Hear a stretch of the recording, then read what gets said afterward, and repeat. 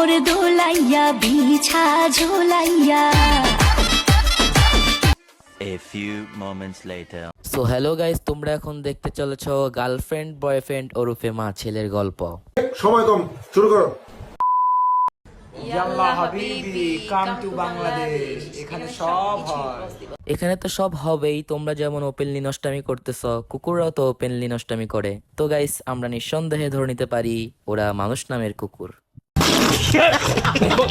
আচ্ছা ঠিক আছে, বাই দ্য ওয়ে আপনি যে এত অনেকগুলো কমেন্ট দিচ্ছেন আস্তাগফিরুল্লাহ আস্তাগফিরুল্লাহ নাউজুবিল্লাহ, ভাই আপনারা কয়েকটা নামাজ পড়েন, কয়েকটা নামাজ পড়েন। ও মা, এ তো নামাজের কথা বলছে মায়েরি, আমার তো পায়ের নিচের মাটি সরে গেল।